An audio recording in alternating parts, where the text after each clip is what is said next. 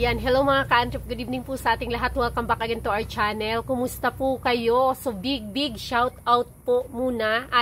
Kung bago ka pa lang po sa channel na ito at hindi pa nakapag-subscribe, paki-click na lang po ang subscribe button. At huwag nyo na rin pong kalimutan yung notification bell sa gilid para ma-notify kayo sa mga susunod pa nating i-upload na videos. So ang dami nating mga pinag-uusapan dito, pero may nakapag-agaw ng aking pansin dito sa isa nating ka-antrep na ang sabi niya, ayan, shout out sa iyo Arnold Leona 9896, na sabi niya, ang vlog niya ito po, ang comment niya ay doon sa pinag-uusapan nating tires. So sabi niya dito, ngayon ko lang nalaman na may ganyang brand pala ng gulong. Exage lang, ay talaga po, exage lang.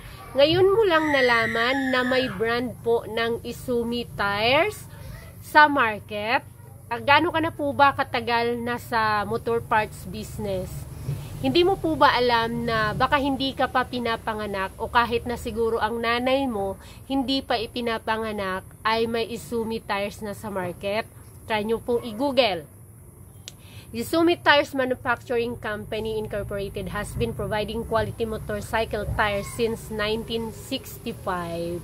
So malamang hindi ka pa po pinapanganak, or kung ipinanganak ka naman, sige, nasa senior citizen ka na po ngayon.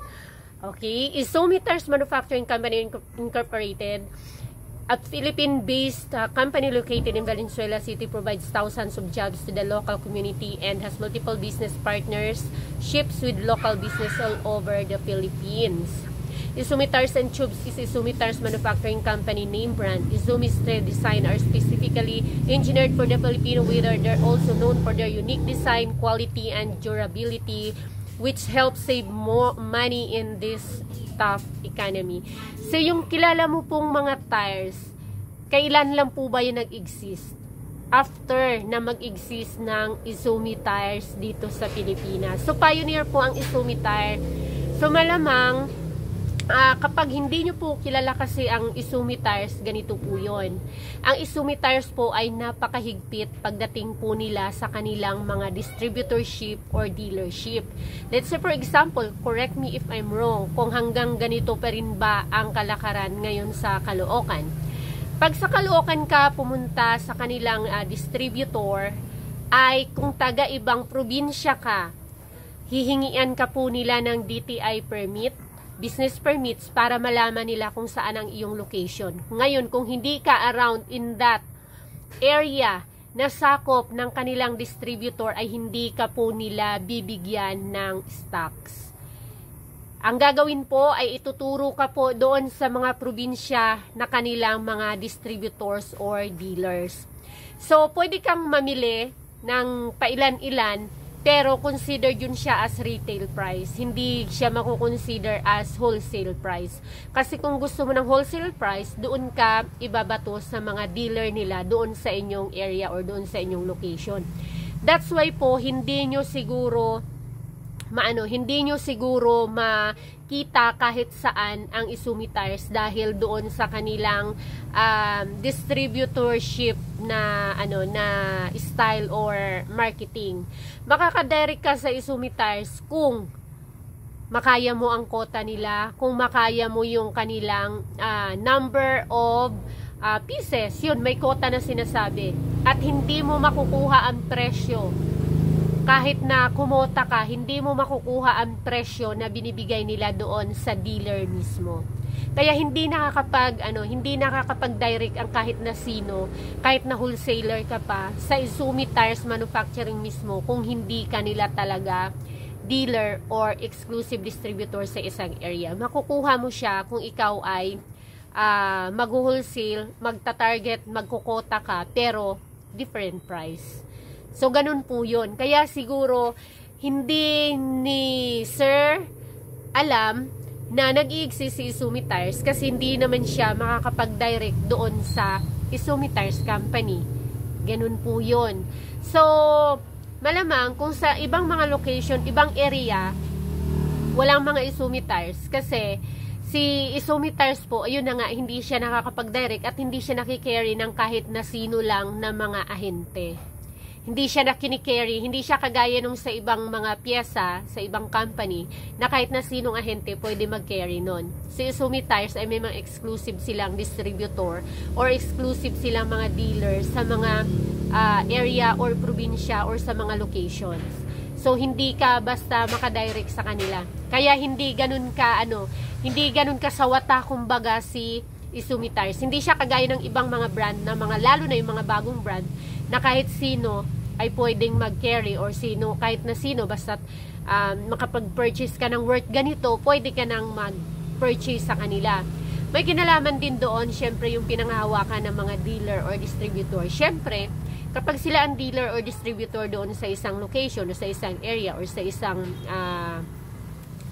probinsya, hindi na talaga, wala na makakapag-direct ng same price na ibibigay sa kanila doon sa mga sino mang magtatangka na mag-wholesale or kumota doon direct sa kanilang manufacturing company. Kasi mayroon silang dealer. Kaya hindi ganun kasawata talaga. Hindi siya pakalat-kalat. Parang exclusive ang dating ni Izumi Tires. Pero when it comes to quality, hindi ko lang sure, sir, kung siguro mas matagal ka ng nasa motor parts business or matagal ka nang sa motor shop business, nga lang wala kang Izumi Tires.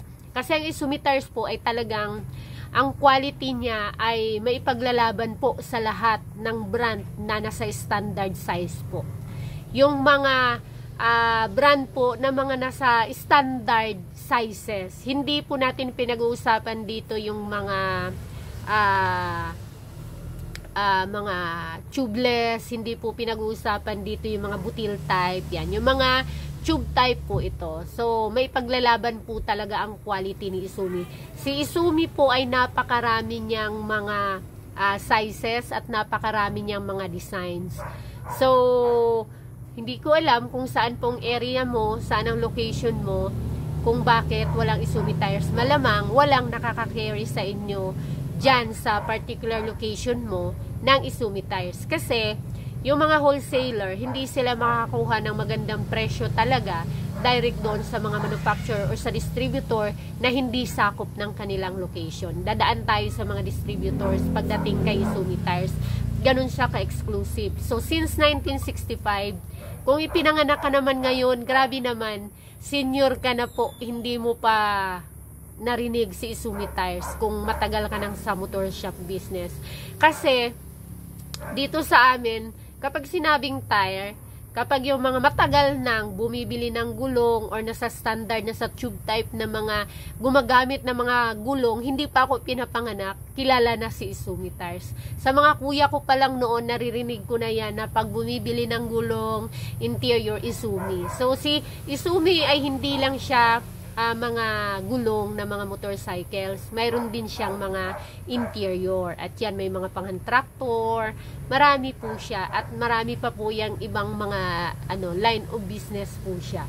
So sana po ay ayan, ma-introduce na sa iyo ngayon na ang Izumi Tires is one of the best tire po, best quality ng locally made, pero pang international ang datingan. Alam mo po ba na ang Izumi tube ay walang binatbat yung mga gawang Thailand, gawang Taiwan, gawang China na mga interior? Yes, wala. Siguro naman narinig mo na ang Izumi tube. Kasi kung hindi mo pa narinig ang Izumi tube, siguro hindi ka nakapag gamit ng tube type na gulong.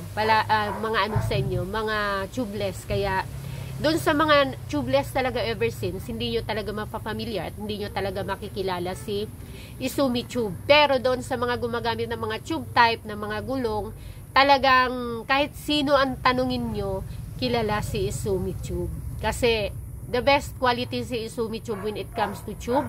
Walang binatbat yung mga made in Thailand yun na mga interior, Taiwan, China. Pagdating po kay Izumi tube, locally made pero napaka the best ng quality. Hindi po ito sponsor ni Izumi, hindi rin ako endorser ni Izumi, hindi rin bayad ang video na to, pero just my observation at gusto ko rin i-introduce lang sa inyo just in case na hindi nyo pa siya alam, kagaya na nga nito kay sir, para kung sakaling gamitin niya, isubukan niya para po maorienta rin siya na may Izumi tube at the best quality pala, makakasave siya ng pera pagdating sa Izumi tube. Kasi ang Izumi tube, sir, kahit po na yan ay mapako at naitakbo mo ng konti, hindi po tatakbo agad yung ano niyan, hindi tatakbo ka agad yung kanyang punit, yung butas. Masisira ang kanyang pito, pero hindi kagaya yan ng mga ibang mga imported na mga mumurahing mga interior na pag napako, kakrak yan siya kasi malulutong yung kanilang mga rubber. At ang ating mga tubes na yan, tires na yan, gawa dito sa Pilipinas, at yung mga ano na yan, yung mga rubber na yan na galing dito sa Pilipinas, dyan gawa ang ating mga Izumi tires at tube. Talagang locally made siya, pero the best pang international ang quality. Okay? Ayan. So, try nyo na po ang Izumi tube. Hindi po ako endorser. At pero soon is baka po nasa wholesale tayo, mag-wholesale tayo ng mga motor parts and yan, mga tubes. Thank you so much. See you on my next video at paki-comment po sa mga naka-experience na ng Izumi tire, Izumi tube, kung ano po ang experience ninyo sa mga product na yan para mapag-usapan natin next time at marami na rin makaalam tungkol sa mga item at products na yan. Bye-bye! Please don't forget to hit the like and subscribe. Bye!